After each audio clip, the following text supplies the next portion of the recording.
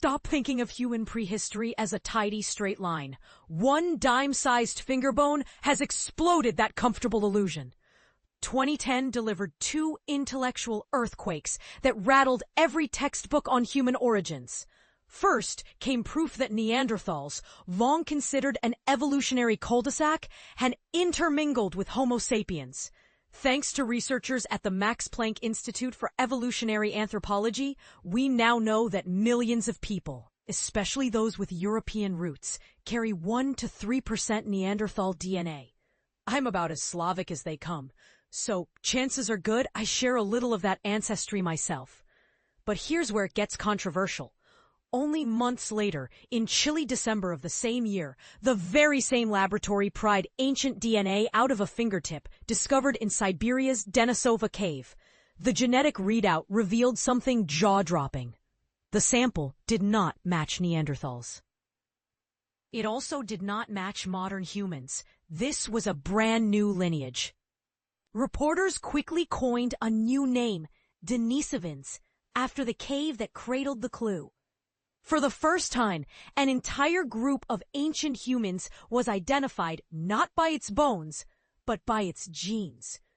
Imagine how that felt to seasoned paleoanthropologist Silvana Condemi, a research director at France's National Center for Scientific Research.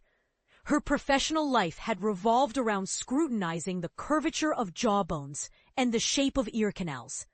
Suddenly, she was asked to place her trust in letters of code extracted from a crumb of bone no larger than a coin. Skepticism naturally followed, but not for long. Everything I had learned in school was being rewritten, she now says, and the new story turned out to be far more thrilling than the old one. Condemi's regular sounding board is science journalist François Savatier.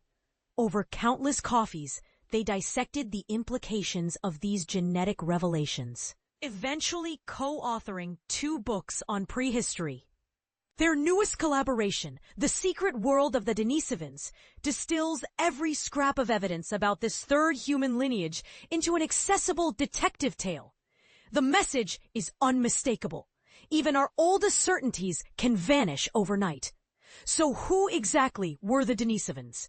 The tale begins in the Altai Mountains at Denisova Cave, a natural freezer that hovers just below 0 degrees Celsius, perfect for preserving fragile DNA. Unfortunately, that cave was no exclusive club. Hyenas, horses, and other animals stalked through, crushing many potential fossils into unrecognizable fragments. Still, in 2008, a Russian expedition retrieved a child's fingertip and mailed it to Svante Pääbo's lab in Leipzig.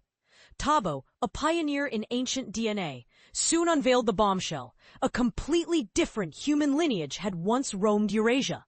Researchers stampeded back to the cave, and their enthusiasm quickly paid off.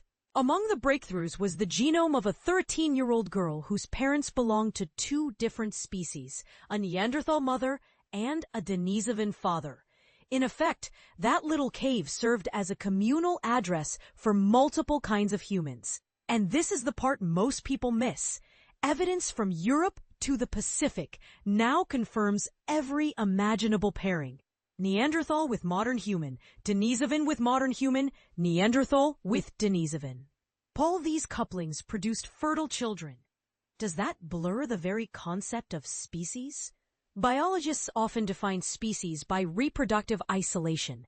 If 2 groups can interbreed and generate fertile offspring, they technically belong to one species. Horses and donkeys can mate, but their offspring, the mule, are sterile, underscoring that they are separate species. Denisovan, Neanderthal, and modern humans break that simple rule, forcing scientists to juggle genetics, anatomy, and environment before settling on taxonomic labels. Condemi's verdict? Denisovans merit species status, but the boundary is paper-thin.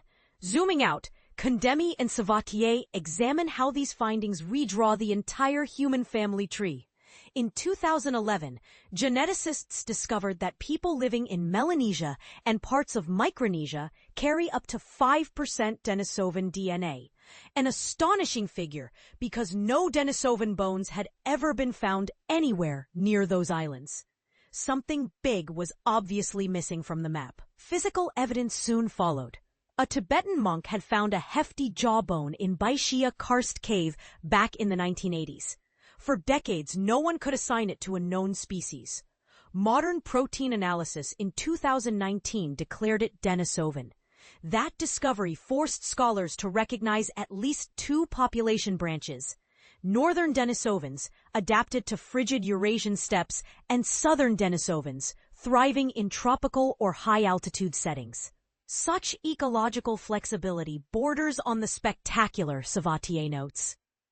Neanderthals and their Denisovan cousins were basically Eurasian siblings, while Homo sapiens remained their African cousin. To explain how these relatives emerged, Condemi and Savatier update the classic timeline. Roughly 750,000 years ago, Homo heidelbergensis trekked out of Africa. By 400,000 years ago, that lineage had split in two: Neanderthals in western Eurasia, Denisovans in the east. Around 200,000 years ago, both groups flourished in their respective territories, meeting occasionally on the Siberian steppe. Roughly 70,000 years ago, modern humans marched out of Africa and mingled with both groups. In Europe, interaction with locals led to what the authors dub Neanderthalization. In Asia, a separate but parallel process, Denisovation, took place. Crucially, the genetic legacy left by Denisovans isn't just a quirky footnote. One Denisovan gene, EPOS1, equips Tibetans to utilize oxygen more efficiently at high altitudes. Other inherited sequences offer resistance to tropical pathogens. In short, some of our hardiest traits are Denisovan gifts, yet fossil evidence remains tantalizingly scarce. Until very recently, nearly every confirmed Denisovan bone hailed from only two locations: the permafrosted Denisova Cave and the lofty Tibetan Plateau. Why so few specimens? Tropical humidity melts bones and DNA alike. That does not mean the fossils never existed. It means we've barely scratched the surface. Condemi and Savatier argue that many Asian fossils, once labeled Homo erectus, deserve a second opinion. For decades, any ancient Asian skullcap automatically became H. erectus. Scholars even coined extra categories: archaic H. erectus, advanced H. erectus, H. erectus sapiens, to cover morphological oddities. The result? A taxonomic junk drawer. But if every Asian fossil from 1.3 million to 100,000 years ago truly belonged to one unchanged species, Asia would be in evolutionary stasis while Europe busily produced Neanderthals. That scenario seems implausible. Instead, Denisovans, offspring of H. heidelbergensis, likely occupied that ecological stage in Asia, while H. erectus disappeared earlier. Fossils such as Dollyman from China or Soloman from Indonesia may prove to be Denisovan once new tests are applied. Cue controversy. In China, reclassifying iconic fossils like Peking Man threatens national origin narratives that link ancient and modern Chinese through an unbroken H. erectus line. Yet scientific nationalism is not solely a Chinese phenomenon. European scholars once clung just as fiercely to parochial origin stories. The episode underscores a sobering truth. Interpretations of deep prehistory often intersect with modern identity and politics. Moving toward the book's finale, Condemi and Savatier paint a vivid portrait of everyday Denisovan life: diet, tools, migrations, even facial structure, while openly acknowledging the vast blank spaces that remain. They urge young scientists to probe unexplored caves from India to Indonesia, where tropical geology conspires against fossil preservation, yet may still yield miracles. Ultimately, what lesson should readers carry away? Condemi sums it up eloquently. If Homo sapiens now stands alone, that was not the default setting. For most of our past, multiple kinds of humans coexisted, learned from one another, and sometimes swapped genes.